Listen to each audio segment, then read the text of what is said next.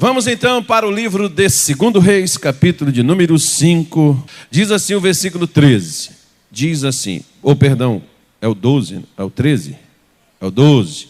Não, é o 12, o 13 e o 14. Diz assim: não são porventura Abana e Farpá, rios de Damasco, melhores do que todas as águas de Israel? Não me poderia eu lavar neles e ficar purificado? E voltou-se e se foi com indignação. Então chegaram-se a ele. Quem é que chegou a ele, irmão? Seus servos. E lhe falaram e disseram: meu pai, se o profeta te disser alguma coisa grande, porventura não a farias? Quanto mais dizendo-te ele: lava-te e ficarás purificado. Então desceu e mergulhou no Jordão 7 vezes, conforme a palavra do homem de Deus, e sua carne se tornou como a carne de um menino, e ficou purificado. Então veja bem, vamos dar uma parada aqui, até porque não vai dar para a gente poder ver mais do que isso não. E aqui não dá nem para a gente ver tudo isso e todas essas lições que nós temos aqui. Mas como eu já te falava, da questão de Naamã achar que o que ele tinha era superior e melhor do que aquilo que lhe foi apresentado, ele ia embora sem receber a sua bênção. Irmão, o que eu acho interessante aqui é o seguinte: o profeta, e nem Deus, foi atrás de Naamã. Não, Naamã, faz isso não, meu filho. Olha, Naamãzinho, olha, você precisa fazer. Se você fizer, irmão, primeira coisa, Deus não vai adular você para você fazer o que Ele requer. Tem pessoas que elas querem ser paparicadas. Elas querem aquela coisa assim, que muita gente hoje, o que você precisa fazer? Você precisa viver pela fé. E a sua fé, não a fé dos outros. Muita gente hoje, por exemplo, que está fracassando no Evangelho, que está fracassando na fé, está fracassando justamente por causa da maneira da pessoa achar que as coisas devem ser conduzidas. Sempre, às vezes, vêm as pessoas comigo e dizem assim: pastor, o que o senhor acha disso? Eu não acho nada. O que a Bíblia diz? O que é que a Bíblia fala sobre isso? Isso é que é o importante. O que Deus havia falado para Naamã era para ele mergulhar. E 7 vezes, deu até a quantidade. E o local específico, taxativo. E Deus não mudou aquilo. Embora Naamã demonstrou insatisfação, virou o seu cavalo e apontou-se para o rumo da Síria novamente, aí vem os seus servos, os seus subordinados, com todo o cuidado do mundo, porque toda pessoa cheia de si, ela não gosta muito de ouvir a opinião dos outros, não. Toda pessoa cheia de si mesmo, ela não escuta quem está do seu lado.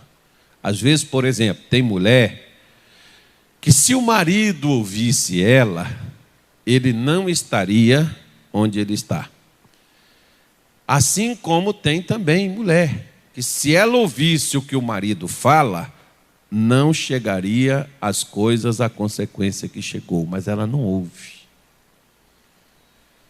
Às vezes, alguns é por puro preconceito mesmo.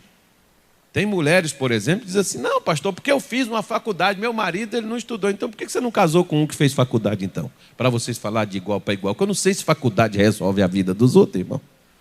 Porque eu acho que o que resolve a vida das pessoas é caráter. O que resolve a vida das pessoas é fé. Tem um monte de gente com faculdade, deve fazer? Pode, tem condição? Faça. Mas isso não vai fazer de você uma pessoa que vai saber resolver todos os problemas. Há um monte de gente aí fracassada, com vários e vários diplomas pendurados na parede, que não resolve nada para ela. que não muda nada a vida dela. Mas as pessoas acham, né, que não devem ouvir pessoas que aparentemente estão inferior a elas. Veja bem, quando eu cheguei no Rio de Janeiro, e eu faço isso, eu estou falando isso com você, que eu faço isso diante de Deus. Muitas coisas que eu aprendo com os meus obreiros. Às vezes eles não sabem, mas eles estão me ensinando. E eu tinha um obreiro lá no Rio de Janeiro, chamado Geraldo Horácio da Silva. Hoje ele deve estar quase 90 anos. Esse cidadão, quando eu cheguei lá, foi o único que se apresentou para mim e foi uma das únicas pessoas que até o dia de hoje se preocupou comigo. Se preocupar no sentido de ser amigo. Porque tem pessoas que se preocupam com a gente, é tipo assim. Muita gente vem comigo, pastor, meus parabéns, feliz aniversário, que Deus abençoe o senhor, dê o senhor muita saúde para o senhor nos abençoar. Ora, peraí. Você está querendo? Se eu não fosse te abençoar, você não me daria parabéns? É como daqui a pouco, feliz ano novo, que Deus abençoe o senhor, que o senhor fique aqui para o senhor abençoar a gente. Mas você quer me dar só feliz ano novo, só para mim poder te ajudar depois? Não me dê nada. Então o Geraldo, ele tinha essa questão dele se preocupar com a pessoa Carlos Soares, não apenas com o pastor Carlos. Tanto que quando eu cheguei, ele veio comigo e disse assim, o senhor é casado? Eu falei, sim, senhor. E a sua esposa? O senhor tem filho? Tenho, sim, senhor.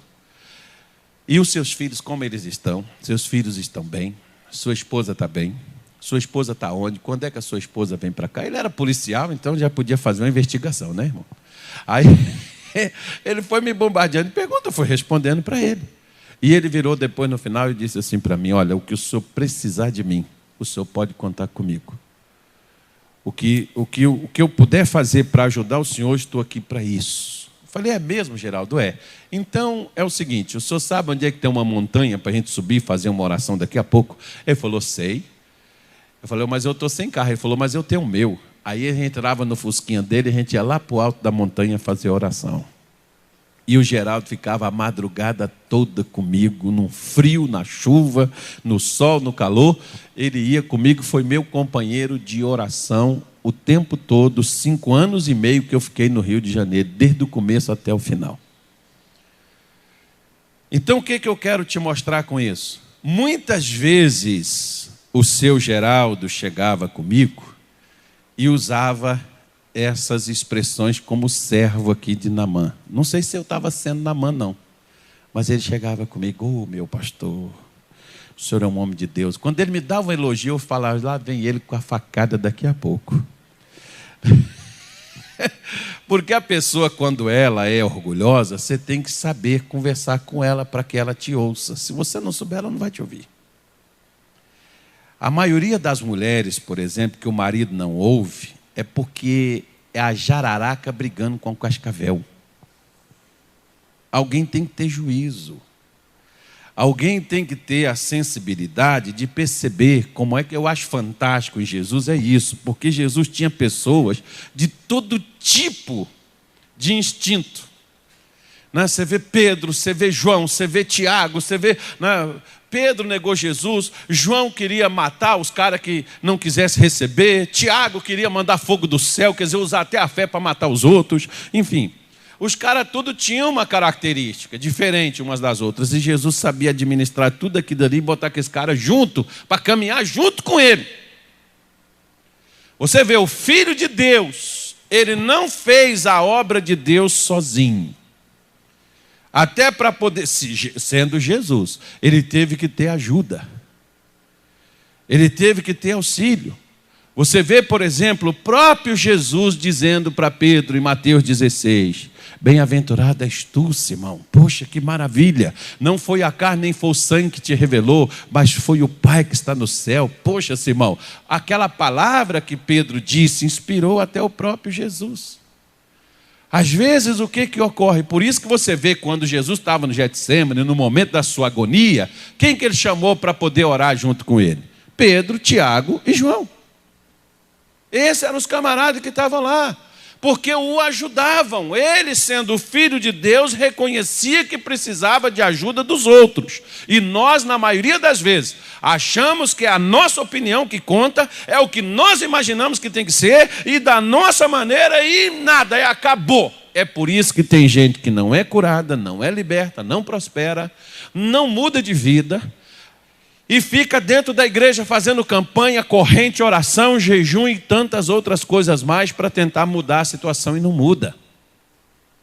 Os servos dele chegam com ele e dizem: mas meu senhor, olha, se o profeta tivesse desafiado o senhor, eu toparia na hora, que desafio é comigo, não me provoca porque eu vou mesmo, eu caio para dentro. Pois é, mas ele não fez um desafio.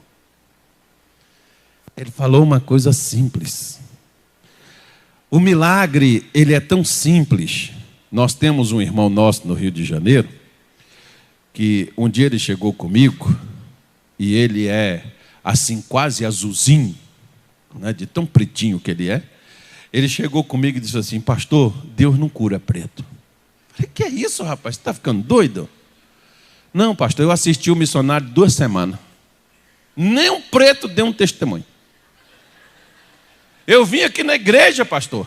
Fiquei 1 mês assistindo aqui, nenhum preto foi curado. Deus não cura preto, pastor. E ele falou comigo chorando, irmão, com lágrimas nos olhos.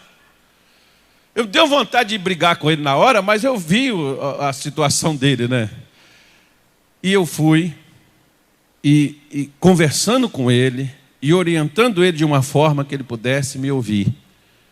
Está lá hoje o camarada, até hoje. Um homem de Deus, firmado com Deus, diante de Deus, com a família, com os filhos, todos estabilizados, né? Encaminhado na vida, porque simplesmente o que o camarada precisava? Ele precisava entender. Às vezes o que é preciso, se o que você está fazendo não deu solução na sua vida, é você ouvir, simplesmente ouvir.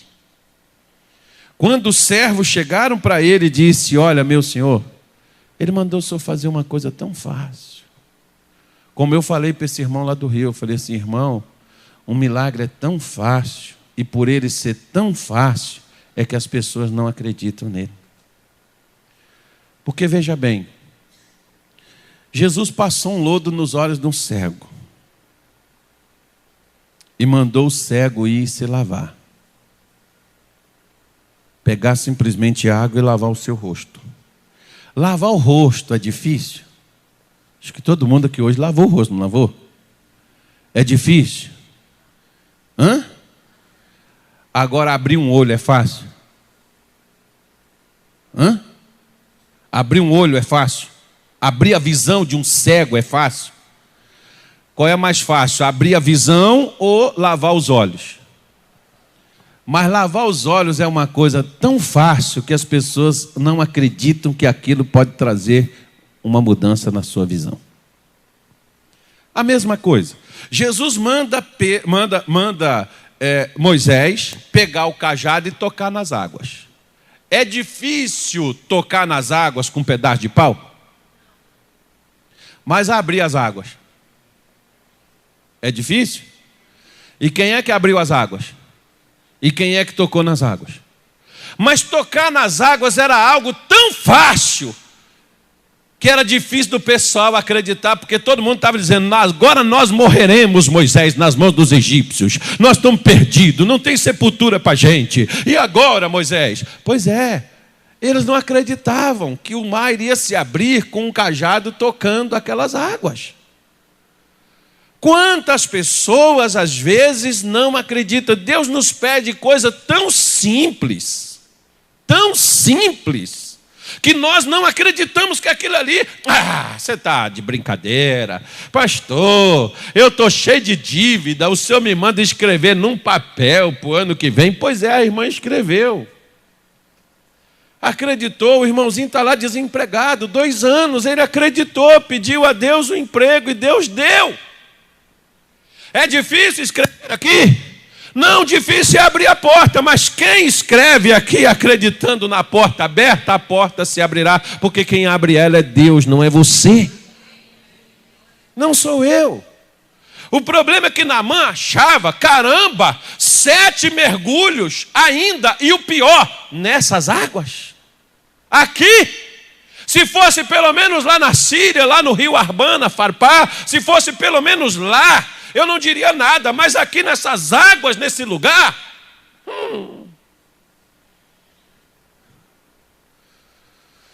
Pois é, esse é o problema, a gente limitar Deus. Naamã estava limitando Deus na sua própria vida. Irmão, para de limitar Deus na sua vida. Passe a acreditar no que Deus te diz, por mais simples que seja. Quando eu cheguei aqui em Belém do Pará, eu cheguei motivado. O pastor Rogério, que é o pastor, que era o meu pastor lá no Rio, o pastor Rogério chegou e olha, pastor Carlos, lá tem isso, lá tem aquilo, lá tem não sei o que, tem não sei o que. Eu cheguei aqui, irmão, não tinha, o que tinha era pela fé. Né? Não tinha nada daquilo, mas poderia ser construído. Eu fiz cultos aqui nessa igreja, que tinha 840 cadeiras, eu fiz cultos nessa igreja com 4 pessoas. Você imagina um lugar que cabe 800 e poucas pessoas, se você fazer um culto com 4? Sabe o que eu fiz? Deu vontade de ir embora. O que eu queria era ir embora. O que eu queria era pegar o caminho de volta e cascar fora. Você está doido? E não tinha projeção, não tinha no momento condições de você sonhar, nem sonhar. Resultado. Eu perguntei a Deus o que eu iria fazer aqui. Você sabe o que Deus mandou fazer? Pregue e ore. Pregue e ore. Pregue e ore. E deixa o resto comigo. Você sabe o que eu fiz? É o mesmo que eu estou fazendo até hoje. E até hoje Deus tem sustentado, e Deus tem nos abençoado, e Deus tem nos ajudado nesse lugar. E deu resultado. Mas eu poderia falar, mas Deus, eu já estou pregando e estou orando. O problema é que às vezes você prega e você ora, mas você trabalha por resultado. O resultado vai dar quando você deixa de olhar simplesmente para Ele. Você faz aquilo que Deus te mandou. Porque as palavras de Deus, elas são fiéis e verdadeiras, e elas nunca falharam e elas não vão falhar. Por mais simples que seja a orientação que Deus te dê, faça. Faça. Naamã não queria fazer o que o profeta havia falado, e era a solução para ele. E o que eu vou te dizer, posso falar uma coisa? Posso? Ok. O que é para você fazer, Deus talvez passou o ano todo discutindo com você. E mandando você fazer. E você não fez. E pastor, quando é que a minha situação vai mudar? Quando você fizer o que Deus te falou. Enquanto você não fizer, não tem solução. O servo dele chega para ele, meu senhor, quanto mais se lavar. Aí você pega e diz assim, mas o que tem a ver simplesmente o camarada se lavar? Porque nós, irmãos, temos um problema. Qual é o problema que nós temos? O primeiro problema que nós temos não é doença, não é o caos financeiro, não é problema familiar. O primeiro problema que nós temos chama-se pecado.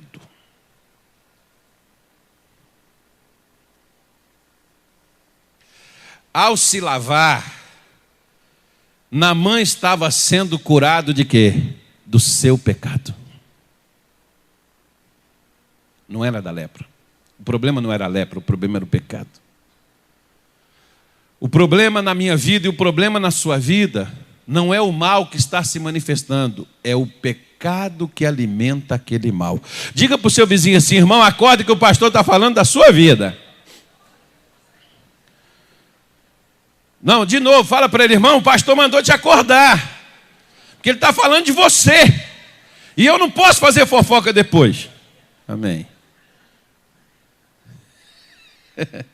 Atos capítulo de número 22. Olha que maravilha que disseram para um homem chamado Saulo.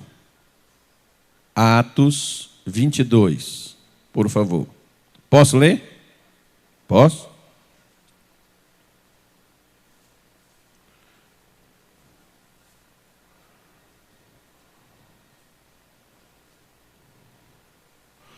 Todos aqui conhecem a história de Paulo, né?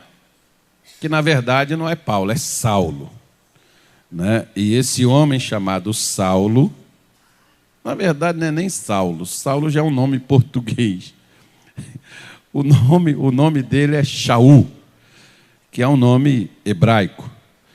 Mas não muda nada não, tá? E Saulo, ele teve um chamado de Deus para poder fazer a sua obra. E depois de Jesus, creio eu que foi o que mais trabalhou e foi o que mais fez. Tanto em ensinamento, quanto também em manifestação do poder de Deus. Foi ele o camarada que mais fez. E sabe o que Paulo, por exemplo, ele recebe esse chamado, mas tinha algo que o impedia. E lá no capítulo de número 9, um homem chamado Ananias, aqui ele está simplesmente repetindo a história. Ele está contando o seu testemunho. E o que esse homem mandou ele fazer? Esse homem mandou ele fazer isto aqui, olha. Atos 22, versículo 16, diz assim: e agora, por que te detens? O que é, irmão, que te segura? O que é, irmão, que te impede? Ah, é um câncer. É um problema na próstata. É uma alergia. Ah, é o PT. É o PMDB, é o Michel Temer, é a Previdência Social. Pastor, falta o desemprego. O que é que te detém, irmão? E agora? Por que te detens? O que você está esperando? Por que você está aí paralisado? Por que você está aí estagnado? Ele diz assim: levanta-te e batiza-te e lava os teus pecados, invocando o nome do Senhor. Por que você vai ficar aí parado? Somente uma coisa te impede de progredir. Qual é? O pecado. E para o pecado tem duas coisas que lava ele. Está aqui, ó, o batismo, que representa a lavagem pela água, e o sangue de Jesus, que nos purifica de todo o pecado quando nós invocamos o seu nome. Sua vida não está indo? Não se preocupe de pedir a Deus para fazer ela ir. Pergunta para Deus, o que é que está me atrapalhando? Porque a Bíblia diz em João 16, 9, que o Espírito Santo convencerá o homem do pecado, do juízo e da justiça. E a gente precisa ser convencido. Por quem? Pelo Espírito Santo. O Senhor Deus estava usando aqueles servos para convencer Naamã. Como às vezes Deus usa pessoas que você olha para elas e você não dá a elas nenhuma credibilidade. Às vezes você despreza até mesmo aquelas pessoas no seu coração. E aquela pessoa chega com a instrução de Deus para a sua vida. O que aquilo vai fazer contigo? Aquilo vai te lavar. Se nós não nos limparmos, se nós não nos lavarmos, nós não seremos restaurados. Não adianta você lutar contra o caos se você estiver com seu coração sujo, chateado com a sua mulher, chateado com seus filhos, chateado com a sua mãe, chateado com seu marido, revoltado com seu patrão. Você briga com seus vizinhos, você briga com todo mundo, você cria confusão com todo mundo. Não adianta você querer ir para frente dessa forma, meu irmão, não vai. Tem que se lavar. Eu já contei aqui várias vezes a minha vida. Eu passei 8 meses dentro da igreja, comendo o dia que tinha farinha com água, passando fome. E por que eu estava dentro da casa de Deus passando fome? Um dos motivos era o coração sujo. Mas eu não aceitei Jesus? Aceitei, mas eu não me lavei. A mesma coisa que Ananias falou com Paulo. Paulo, nada pode deter você. Bom, o que Paulo tinha feito? Tinha caído do cavalo, tinha perdido sua missão, estava cego. E o que Ananias diz para ele? Levanta e lava, porque Deus vai dar conta do resto. Você precisa se levantar. O problema de muitas pessoas hoje não progredirem é justamente a pessoa ficar como Naamã. Não, eu não concordo com isso, eu não vou fazer isso não vai resolver minha vida, e não sei o quê, não sei o quê, não sei o quê, não sei o quê. Eu já sei como é que é, eu já orei, eu já fiz, já falei, estou esperando Deus fazer a obra. Meu filho, espera aí. Operando Deus, quem impedirá? Mas Isaías 59 ele diz: mas os vossos pecados fazem separação entre vós e o vosso Deus e impede que ele vos ouça. Então o que é que impede Deus de agir na minha vida? Uma doença, uma enfermidade que eu carrego, que está no meu sangue, que está dentro da minha casa, que veio da maldição da minha família? Não. O problema que está dentro da minha vida está dentro do meu coração.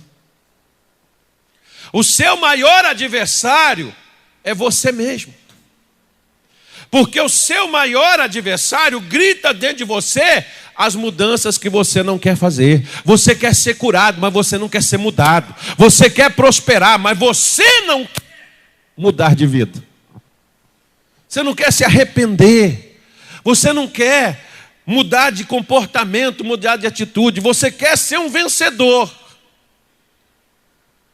Você só não quer ser vencido. Ser vencido principalmente por quem? Por Deus. Naamã queria ser curado, mas não queria fazer o que levaria ele à sua cura. A mesma coisa é o que Ananias está falando para Saulo. Saulo, não te detenhas. Levanta, te batiza. Você vai ser lavado, você vai ser purificado. E o que vai acontecer? Aí, meu filho, o resto é a história que você vai construir. E olha a história que Paulo construiu para Deus. Agora, se Paulo chegasse lá, não, Ananias, eu não quero saber disso, eu já tenho aqui o meu conhecimento, eu estudei com Gamaliel, eu sou instruído, eu tenho conhecimento da lei. Tá bom, mas o que está te levando? Você está cego, você tem o conhecimento da lei, mas você está cego. Você tem o conhecimento da lei, mas você está caído. A sua vida não progride, as coisas não vão.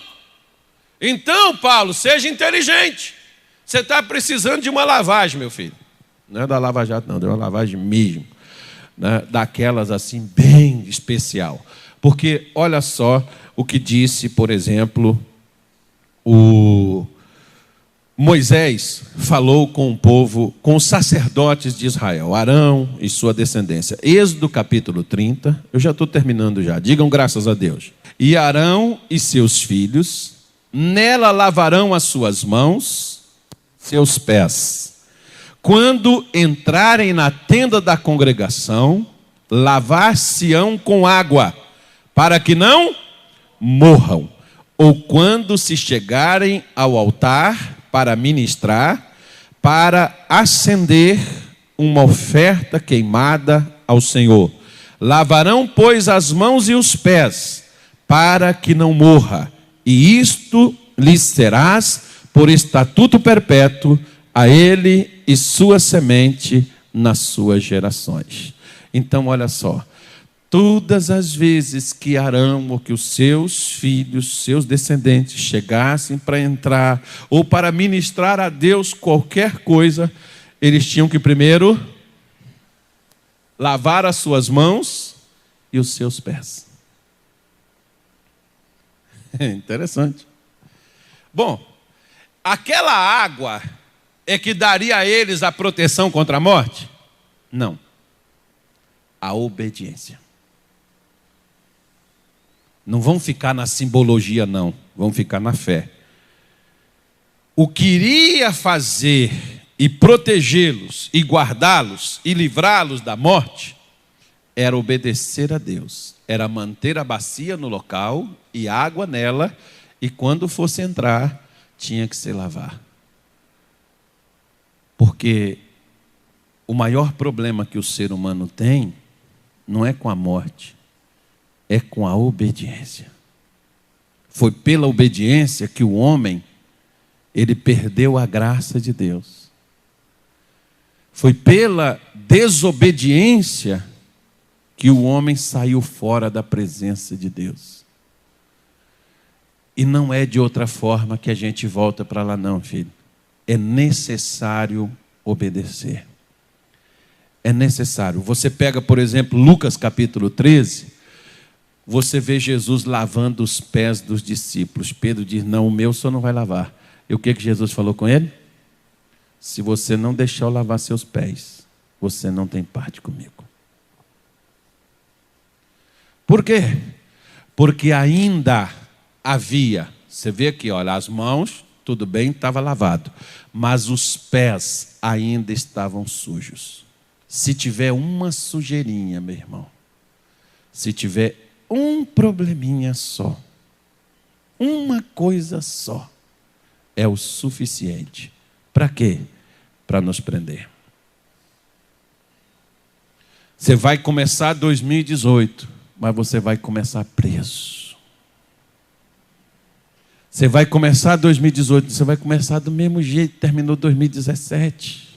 Sujo. Aprisionado na sua vida. Preso no seu coração. Porque tudo, Salomão falou há muitos anos, sobre tudo que você deve guardar. Guarda o teu coração, porque dele procede as saídas da vida. Tudo. Absolutamente tudo, sem nenhuma exceção. Se você quiser ser ou ter um ano novo feliz, se lave, se purifique, invoque a Deus, chame Jesus para dentro do seu coração. Caminhe com Deus durante o ano de 2018. Se santifique, se lave. Busque mesmo, de fato, a Deus de todo o seu coração. Se você quiser ser feliz, Apocalipse 22, para a gente terminar, é a última coisa, eu não vou te falar mais nada. Bom, ele já está ali com a Bíblia aberta, né? Eu vou até fechar a minha. Até fechei, ó, de tanto que eu confio em você, viu, Rodrigo? Apocalipse 22, versículo 14. Bem-aventurados, quando você vê essa palavra bem-aventurados, é o mesmo que felizes. Felizes aqueles que lavam as suas vestiduras no sangue do Cordeiro, para que tenham direito à árvore da vida e possam entrar na cidade pelas portas. Você quer ser feliz? Lave-se. Purifique-se, limpe-se, no que? No sangue de Jesus, que nos purifica de todo pecado, de toda imundícia. Larga todas as coisas, tira de dentro de você. Paulo diz, deixando as coisas que para trás ficam, buscando as que estão adiante. Meu irmão, enterra. Você foi traído, você foi esquecido, você foi magoado, você foi ofendido. Você sofreu qualquer tipo de coisa, preconceito, sei lá, qualquer situação. Você sofreu qualquer dano. Sofri, pastor, e eu estou muito chateado por essa causa. Pois é. Por isso você não conseguiu ser feliz esse ano de 2017. Mas 2018 pode sorrir para você. Levante-se e lave-se. Não seja igual Naamã. Vá lá, se purifica, obedece a Deus. Perdoa se tiver que perdoar. Peça perdão a quem você tiver que pedir. Eu estava lendo esses dias, achei até interessante, né? Muita gente às vezes não presta atenção. Mas veja uma coisa. Lá em Mateus capítulo 5, quando Jesus fala sobre a oferta, ele diz assim, ó. Se você vier trazer a sua oferta no altar, e você se lembrar que alguém tem alguma coisa contra você, vai lá e reconcilia com esta pessoa, depois você entrega a sua oferta. Você pode deixar a sua oferta no altar, mas a sua oferta só vai ser aceita depois que você for lá e reconciliar com aquela pessoa. Agora, o que a gente não presta atenção no texto é esse. Veja bem, não é a Beth que está contra mim. Simplesmente, não é eu que estou contra ela. Não, eu perdoei a Beth. Não, Deus está dizendo o seguinte assim, ó. Se a Beth está chateada com você, Carlos, por alguma coisa que você fez a ela, volte lá com ela e peça a ela perdão. Por quê? Eu já pedi perdão até para os meus filhos, irmão. Por quê? Porque às vezes eu pegava os meus filhos e eu cobrava coisas deles que eles não deviam.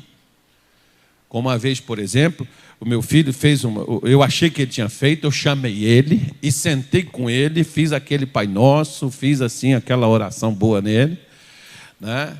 Mas no outro sentido. E falei, ele tentou explicar, eu falei, cala a boca, me ouve calado. Ele disse, sim, senhor. Falei, que eu não bato, eu não brigo, mas eu falo. E às vezes pego até parte pesada assim da Bíblia para poder mostrar exemplo. Só que o meu filho ficou calado me ouvindo, passou. Aí um dia ele estava lá brincando comigo, ele viu que eu estava alegre, ele falou assim, pai, eu posso falar com o senhor? Eu falei, pode. O que foi? Ele disse assim, pai, o senhor lembra aquele dia que o senhor falou isso assim, assim? Lembro. Ele falou aqui, ó. Ele produziu todas as provas. E ele veio com todas elas. Eu olhei para ele e disse, meu filho, me perdoe porque eu errei com você. Eu não investiguei corretamente para falar com você o que eu falei, fazer com você o que eu fiz, me perdoe. O meu filho vai me desrespeitar? O meu filho não vai acreditar mais em mim? Não, irmão. Não existe isso. Meu filho me respeita até muito mais, porque ele viu que eu sou de Deus para reconhecer um erro que eu cometi. Porque todo mundo falha, todo mundo erra. O que a gente não pode é continuar no erro. O que a gente tem que fazer é se consertar. E é o que Deus diz, a Beth está chateada, você sabe que ela está aborrecida com você? Sei, então eu vou lá com ela. Olha, Beth, me perdoa. Pô, mas por quê? Porque a minha oferta está lá no altar. E quando é que Deus vai receber? Quando ela me perdoar. Eu tenho que ir no mínimo. Ah, pastor, e se a pessoa não perdoar? Mas você foi. De você não tem mais nada. Porque tem gente, irmão, que ele fere, ele maltrata, ele despreza, ele faz as coisas com os outros e ele não volta lá com a pessoa. Vou te falar aqui, vou te fazer uma revelação hoje. O tanto de crente, filho, que está preso na mão dos outros por causa de coisa que você falou com a pessoa de uma forma injusta, de ofensas que você cometeu e que você feriu. Pode ser a sua mulher que está aí sentadinha do teu lado beliscando suas costelas. Está vendo? Fala, Jeová, fala. Pode ser sua filha, pode ser seu pai, pode ser seu amigo, pode ser seu funcionário lá no teu trabalho, que você ofendeu, que você feriu, que você machucou. E você sabe, aquela pessoa a partir daquele dia ela mudou com você, ela não fala mais contigo, ela se distanciou de você. Vá lá, procura, meu irmão. Ou pega pelo menos o telefone hoje, quando você sair daqui, ô fulano, eu senti que você se afastou de mim, você ficou chateado comigo? Fiquei. Oh, me perdoa, não foi a minha intenção. E se houve intenção, fala, eu fui mal mesmo. Eu fui filho do demônio. Eu encarnei Satanás, deixei o diabo me usar para poder ferir você, para poder te machucar. Por quê, pastor? Porque senão tudo que a partir daquele momento você fez, você pode ter dado cestas de Natal, você pode ter dado coisa de final de ano, você pode ter dado dízimos, ofertas, elas estão todas aqui em cima do altar. Não chegou nas mãos de Deus, porque a primeira coisa, irmão, um dia... a gente vai aprendendo. No ano passado, eu conheci um rabino e, por um acaso, a gente estava conversando e eu soube que ele era judeu, eu sabia, né? Eu soube que ele era rabino. E ele estava escrevendo um livro. E ele me falou das dificuldades que ele estava para escrever um livro. E ele não sabia que eu era pastor. E eu fui, vai falar de Deus, né? Para falar de Deus é melhor você ter coisa que fale de Deus do que fale de outra coisa. Peguei e dei uma oferta a ele para ele escrever o livro dele. Ele ficou numa felicidade, me agradeceu. Só que olha o que ele me falou. Ele me disse assim, pastor, que aí ele já, né, ele foi conversar comigo, mas um pastor me ajudando? Sim, é uma coisa boa. Coisa boa você tem que ajudar a fazer, ué. Ele vai falar de Deus. Eu peguei, fui lá, ele veio comigo e disse assim, pastor, antes de chegar esse dinheiro na minha mão, esse dinheiro chegou primeiro na mão de Deus. É assim que nós acreditamos. E Deus sabe que isto é para uma boa ação, para falar do seu reino, da sua obra, do seu trabalho. Pastor, eu não preciso te abençoar, porque Deus já abençoou a boa ação que o Senhor fez. Porque quando nós damos uma oferta, primeiro ela sobe e depois ela desce. Se a sua oferta não subir, ela não desce. Aí você pega, ó. Quando o Gideão pegou lá o cabrito, botou na pedra e o anjo fez assim, ó. Aí subiu a fumaça. O Gideão ficou doido. Deus recebeu o negócio mesmo, é Deus mesmo. Porque subiu. A sua oferta tem que subir, irmão. Ela não pode ficar aqui no altar. E se você tiver magoado, chateado, aborrecido, se você maltratou, se você prejudicou qualquer pessoa que foi nesse ano, se conserte. Para o ano de 2018, você entrar, como diz Apocalipse 22, bem-aventurados são aqueles que lavaram as suas vestes no sangue do Cordeiro. Se lave que você vai ser muito feliz em 2018, porque senão você entra em 2018 com a cara de 2017. Vai do mesmo jeito. Pastor, foi complicado, foi difícil. Se lave. E se lavar não é só pegar aqui e simplesmente fazer uma oração. É você ir lá e conversar. Alguém, você sabe que a pessoa ficou chateada com você? Você ficou devendo a alguém que você não conseguiu pagar? Liga para a pessoa, peça a ela perdão. Se comprometa com ela, diz a ela, porque às vezes as pessoas, irmão, eu olho assim, às vezes a pessoa não dá nenhuma satisfação. O problema não é a pessoa não te pagar, é ela fingir que não te deve. Esse é que é o problema. E nós que somos cristãos, devemos sempre caminhar na luz, andar sempre na presença de Deus. Diga misericórdia. Então vamos ficar em pé que nós vamos fazer uma oração agora. Que agora a gente conserta com Deus, mas você vai lá e faz o restante da tarefa, que o Naamã teve que mergulhar. Você tem que mergulhar, irmão. Tem que obedecer a Deus.